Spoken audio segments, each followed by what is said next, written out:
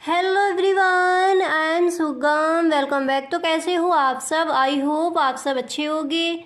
स्वागत है आप सभी का आपके अपने एसपी स्टडी यूट्यूब चैनल पर। तो गाइस, आज हम आपके लिए लेकर आए हैं रसायन विज्ञान का केमिस्ट्री का जो आपका फर्स्ट चैप्टर है द सॉलिड स्टेट। तो इस चैप्टर के जो आपके इंपॉर्टेंट क्वेश्चन है, देखिए जो आपके एमसीक्यू क्वेश्चन है वो कौन कौन से इंपॉर्टेंट है इस बार के बोर्ड एग्जाम के लिए, और देखिए जो आपके सब्जेक्टिव क्वेश्चन है वो कौन कौन से इस बार के बोर्ड एग्जाम में आपके आ सकते हैं। फर्स्ट चैप्टर के सारे इंपॉर्टेंट क्वेश्चन आपको इस वीडियो में मिलने वाले हैं, तो वीडियो आपको पूरा देखना है। वीडियो को आप बिल्कुल भी स्किप ना करें।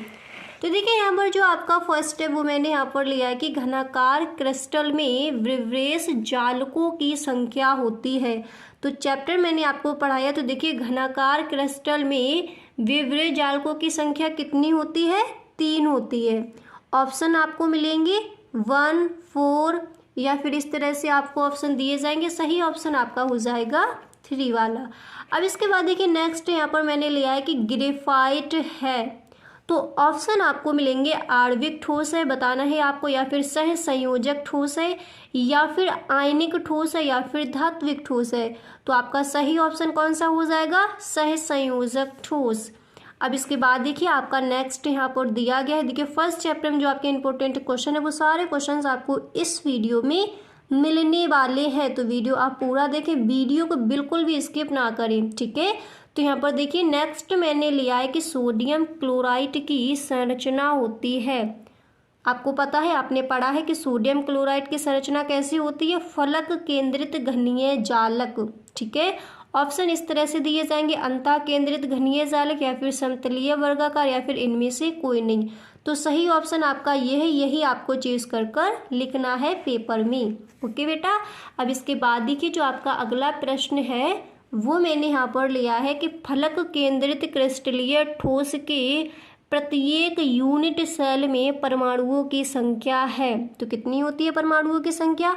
फलक केंद्रित क्रिस्टलीय ठोस के प्रत्येक यूनिट सेल में परमाणुओं की संख्या 4 होती है। तो ऑप्शन मिलेंगे 6 होती है, 8 होती है, 5 होती है। तो सही ऑप्शन आपका हो जाएगा 4, ठीक है। अब इसके बाद देखिए जो आपका नेक्स्ट प्रश्न है वो प्रश्न आपका यहाँ पर दिया गया है। देखिए नेक्स्ट प्रश्न मैंने यहाँ पर लिया है कि धनायन अंतराकाश स्थान में उपस्थित हो जाते हैं। तो किस में उपस्थित हो जाते हैं? फ्रैंकेल दोष में, ठीक है। आपको इस तरह से ऑप्शन मिलेंगे कि सॉर्कीय दोष में, रिक्तका दोष में, धातु न्यूनतम दोष में, या फिर फ्रैंकेल दोष में। तो सही ऑप्शन आपका कौन सा हो जाएगा? ए नंबर वाला, ठीक है। अब इसके बाद देखिए आपका नेक्स्ट है कि फ्रैंकेल दोष किस में होता है। ये कई बार पूछा गया है पेपर में, तो इसको आप अच्छे से देखिए कि फ्रैंकेल दोष किस में होता है। ऑप्शन आपको मिलेंगे सोडियम क्लोराइड में, ग्रेफाइट में, या फिर सिल्वर ब्रोमाइड में, या फिर हीरा में। तो सही ऑप्शन आपका कौन सा हो जाएगा? सी नंबर। क्लियर हुआ इतना? अब इसके बाद देखिए आपका नेक्स्ट प्रश्न है यहाँ पर अंतः केंद्रित घनीय एकक कोष्ठिका में मुक्त रिक्त स्थान की प्रतिशतता है। तो कितनी है? 32%। इस तरह से आपको ऑप्शन मिलेंगे 84%, 30%, 28%। तो आपका जो सही ऑप्शन है वो हो जाएगा बी नंबर। देखिए इसी तरह से ये है आपका फर्स्ट चैप्टर। ऑल चैप्टर जितने भी आपके चैप्टर हैं सभी चैप्टर के इसी तरह से मैं आपको जो क्वेश्चन है आपके इम्पोर्टेंट वो कराऊंगी, और आपका जो लेसन है पहले मैं उसको पूरा पढ़ाती हूँ, उसके बाद जो आपके इम्पोर्टेंट क्वेश्चन है उसमें उनको मैं छांट कर आपको जो आपका नोटबुक आप बना रहे हो अपनी केमिस्ट्री का जो, तो उसमें ये सब आपको लिखना है। तो हर चैप्टर के आपके इसी तरह से मैं कराने वाली हूँ। तो अगर आप चैनल पर पहली बार आए हो तो चैनल को सब्सक्राइब कर लेना, बेल आइकन को भी प्रेस कर देना, ताकि वीडियो की जो भी नोटिफिकेशन हो सबसे पहले आपके पास पहुँचे। अगर सच में आप इस बार 90+ स्कोर करना चाहते हो तो आज से ही आपको इस चैनल से जुड़ जाना है। देखिए मैं ये नहीं बोल रही कि आपको कर ही लेना है सब्सक्राइब। अगर आप करना चाहते हो, इस बार आप टॉप करना चाहते हो बोर्ड एग्जाम में, तो फिर आप चैनल को सब्सक्राइब कर ले, नहीं तो फिर देखिए आपकी मर्जी है, आप कर भी सकती हो और नहीं भी, ठीक है। तो बहुत सारे बच्चे हैं जो इसी चैनल से पढ़ते भी हैं, और देखिए इसी तरह से मैं ऑल सब्जेक्ट के नोट्स आपको बनवाती हूँ। यही नहीं, फिजिक्स, केमिस्ट्री, मैथ, और देखिए जो आपका बायोलॉजी है उसका भी, और इकोनॉमिक जिन बच्चों के साथ जिन बच्चों के पास आर्ट साइड है तो उनके भी जो सब्जेक्ट है उनके भी नोट्स मैं इसी तरह से आपको बनवाती हूँ। तो अगर आप सच में इस बार बोर्ड एग्जाम में कुछ अच्छा करना चाहते हो तो चैनल को आप सब्सक्राइब करना ना भूलें, ठीक है। अब यहाँ पर देखिए अगला प्रश्न कई बार पूछा गया है, आपको भी पता है, पेपर उठाकर आप देखना कि शॉर्टकियर तथा फ्रैंकेल दोषों में अंतर स्पष्ट कीजिए। और इस चैप्टर से जो आपका एक और क्वेश्चन है वो भी कई बार पूछा गया कि क्रिस्टलीय तथा अक्रिस्टलीय ठोस जो आपके हैं उनमें भी आपका अंतर पूछा जाता है, ठीक है। तो वो आगे हम आपको बताएंगे, पहले आप इसको देखिए। तो इस तरह से पहले आप ब्लैक पेन से ये हेडिंग डालनी है आपको, शॉर्टकियर तथा फ्रैंकेल दोष में अंतर, ठीक है। ये आप ब्लैक पेन से डालोगे। इसके बाद इधर आपको लिखना है शॉर्टकियर दोष और इधर आप लिखोगे फ्रैंकेल दोष, ठीक है। तो फिर इसमें आप लिखोगे कि यह परमाणु अथवा आयनों के अपने सामान्य क्रिस्टल स्थलों के विलुप्त होने के कारण उत्पन्न होता है। और फ्रैंकेल दोष किस तरह उत्पन्न होता है, यहाँ पर समझिए कि यह तब उत्पन्न होता है जबकि कुछ परमाणु अथवा आयन अपने सामान्य स्थल से विस्थापित होकर अंतराकाशीय स्थलों को अध्यास्त कर लेते हैं। ओके, क्लियर हुआ इतना। अब इसके बाद सेकंड नंबर पर आपको लिखना है, इनके अलग अलग अंतरों में आपको लिखना है कि शॉर्टकियर दोष की उपस्थिति क्रिस्टल का घनत्व घटा देती है। ओके, और फिर आपको फ्रैंकेल दोष में लिखना है यह क्रिस्टल का घनत्व प्रभावित नहीं करता है। ओके, अब इसके बाद देखिए तीसरे नंबर पर फिर आप लिखोगे इस तरह से। देखिए तीसरे नंबर पर आपको लिखना है, यहाँ पर देखिए आपको लिखना है यह सामान्यतः उच्च उपसह संयोजन संख्या वाले आयनिक ठोसों द्वारा प्रदर्शित किया जाता है जिनमें धनायन तथा ऋणायन लगभग समान आकार के होते हैं। उदाहरण आपको लिखना है NaCl, इसके बाद CaCl, ठीक है। और इधर देखिए फ्रैंकेल दोष में आप लिखोगे, इसको देखिए आप साथ ही साथ याद भी करते चलिए, ठीक है। यहाँ पर देखिए आप लिखोगे यह सामान्यतः न्यून उपसह संयोजन संख्या वाले आयनिक ठोसों द्वारा प्रदर्शित किया जाता है जिनमें ऋणायनों का आकार धनायनों से अधिक होता है। और इसका आपको उदाहरण लिखना है AgCl, ZnS। ओके, इतना यहाँ तक आपको अच्छे से क्लियर हुआ। अब इसके आगे देखिए जो आपके प्रश्न है, अब हम उनको बताते हैं। जो आपके आगे जो प्रश्न है वो दिए गए हैं, देखिए आगे आपको जो आपका फर्स्ट प्रश्न है वो ये वाला आपको तैयार कर लेना है, कई बार पूछा भी गया है, मॉडल पेपर में भी ये प्रश्न कई बार रखा गया, तो इसको मैं आज आपको तभी मैंने इसको भी यहाँ पर आपको रखा है, ठीक है। तो प्रश्न आपका है कि कांच को अतिशीतित द्रव क्यों माना जाता है।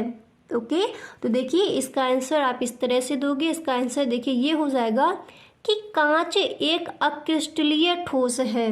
अच्छे से समझिए, कांच एक अक्रिस्टलीय ठोस है, द्रवों के समान इसमें प्रवाह की प्रवृत्ति होती है। जैसे द्रव है, द्रव प्रवाह करते हैं मतलब बहते हैं, तो इसी तरह द्रवों के समान इसमें प्रवाह की प्रवृत्ति होती है।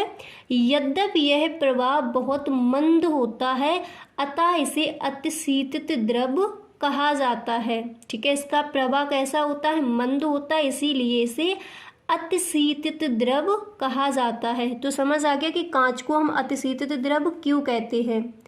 अब इसके बाद देखिए जो आपका अगला प्रश्न है वो मैंने यहाँ पर लिया है कि ठोस कठोर क्यों होते हैं।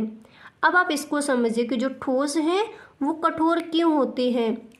तो देखिए ठोसों में उनके अवयवी परमाणुओं अथवा अणुओं अथवा आयनों की स्थितियां स्थिर रहती हैं।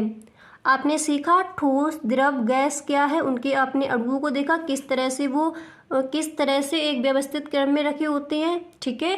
तो देखिए ठोस कठोर क्यों होती है, ठोसों में उनके अवयवी परमाणुओं अथवा अणुओं अथवा आयनों की स्थितियां स्थिर रहती हैं, स्थिर रहती हैं ठोस में, अर्थात ये गति के लिए स्वतंत्र नहीं होती।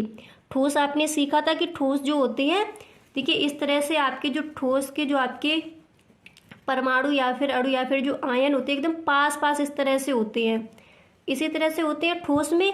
और इनमें क्या होता है, इनमें ये स्वतंत्र गति नहीं कर सकते, है ना।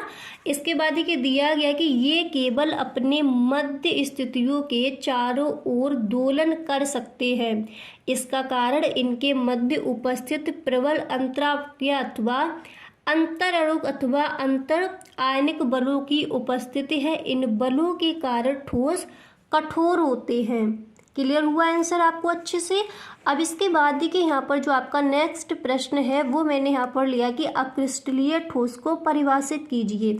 अब यहाँ पर आप समझिए, यहाँ पर मैंने ये क्वेश्चन रखा है कि अक्रिस्टलीय ठोस को परिभाषित कीजिए, परंतु आपको देखिए अक्रिस्टलीय ठोस और क्रिस्टलीय ठोस में अंतर अच्छे से आपको याद कर लेना है। आपका जो फर्स्ट चैप्टर है उसमें इस क्वेश्चन को आप अच्छे से याद कर लीजिए। ओके, तो यहाँ पर मैंने आपको बताया कि अक्रिस्टलीय ठोस को परिभाषित कीजिए उदाहरण देकर। इस तरह से आपका क्वेश्चन आस्क किया जाता है पेपर में, ठीक है। तो जब आप इस प्रश्न का आंसर लिखोगे तो देखिए बेटा इस तरह से आपको हेडिंग डालनी है अक्रिस्टलीय ठोस, और फिर देखिए इसमें आपको लिखना है इस तरह से। इसमें आप लिखोगे कि इनमें घटक कण यानी परमाणु, आयन, अणु, ठीक है, अनियमित क्रम में व्यवस्थित होते हैं। कैसे होते हैं? एक अनियमित क्रम में व्यवस्थित होते हैं। अक्रिस्टलीय ठोसों में लघुपरास व्यवस्था होती है। इनकी कोई निश्चित क्रिस्टल जालक तथा ज्यामितीय आकृति नहीं होती। इसका उल्टा क्रिस्टलीय हो जाता है, ठीक है। इसका गलनांक निश्चित नहीं होता है। इसका जो गलनांक है अक्रिस्टलीय ठोस का वो स्थिर नहीं होता है। ये गुणों से सामान्यता प्रदर्शित करते हैं, ठीक है, जैसे मक्खन, कांच, रबर, प्लास्टिक आदि। इनका गलनांक निश्चित नहीं होता है। तो आई होप आपको समझ आ गया होगा कि अक्रिस्टलीय ठोस हम किसे कहते हैं। ओके, तो देखिए बेटा आज के लिए बस इतना ही। अब मिलते हैं नेक्स्ट वीडियो में। अगर वीडियो आपको अच्छा लगा है तो इस वीडियो को आप एक लाइक कर दें। अगर आपको वीडियो पसंद नहीं आया है तो इस वीडियो को आप डिसलाइक करके भी जा सकते हो। Okay, thank you.